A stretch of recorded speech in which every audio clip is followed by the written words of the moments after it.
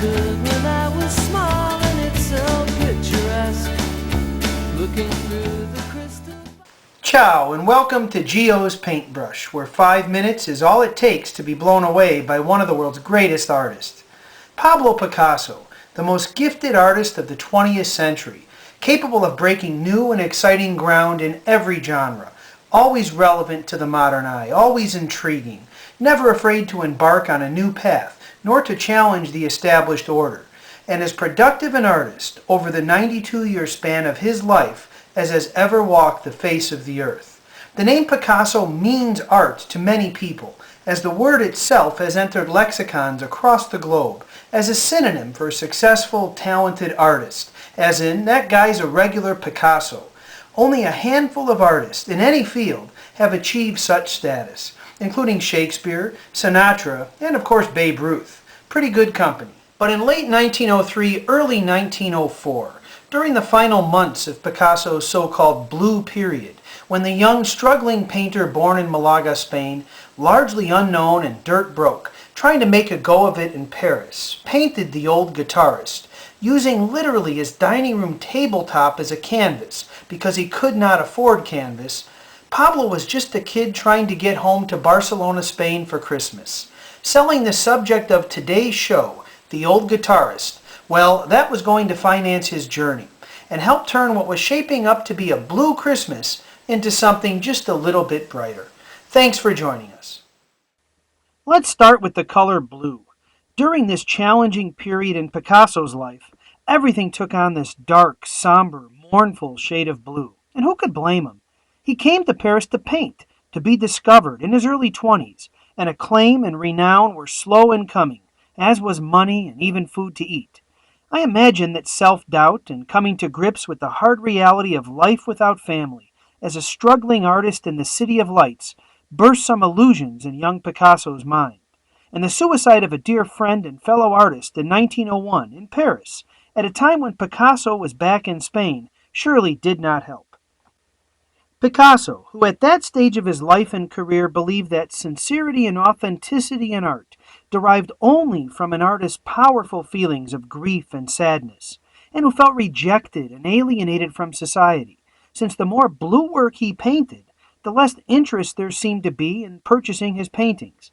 He sought out subjects for his work between 1901 and 1904 with whom he most identified, including his troubled and by then deceased friend, homeless people, the indigent, and prostitutes. On first glance, the subject of this particular Picasso from that period, an old Spanish guitarist, appears to be a perfect fit for the artist's mood. The man looks tired, poor, malnourished, ill-clad, slightly disfigured in terms of shape, and blind too, just in case we missed the point about feeling lost, alone, and isolated, comforted only by the depth of his own feeling, his own thoughts. But first impressions, as is often the case in art, can be deceiving. While it's true the old guitarist is worn, impoverished, and alone, take a careful look at the figure sitting before you playing his guitar. Pay special attention to the color of his skin, especially the face and head, and the rather elongated shape of his body. There's another worldly quality at work here. Picasso's nod to the late 16th, early 17th century Spanish master El Greco.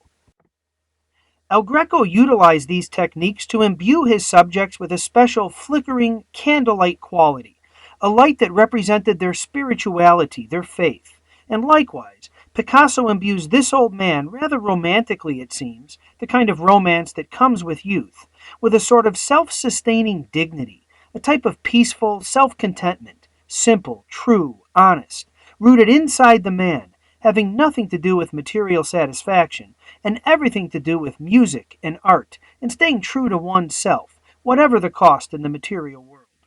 Amazingly, the young Picasso actually painted the Old Guitarist over another painting he had begun of a woman, without apparently taking the time to erase or prime over the first painting on his dining room table, literally on the surface of his dining room table. When one examines the Old Guitarist in the new modern wing of the Art Institute of Chicago, especially with the talented, helpful guides, you can see the outline of the woman's face and even a breast behind the Old Guitarist. Amazing to think how the most important and talented artist of the 20th century, at one time, had to work so hard and overcome such obstacles to produce his original work. And even more amazing that his talent and will were so great as to overcome such poverty and the technical challenges that resulted.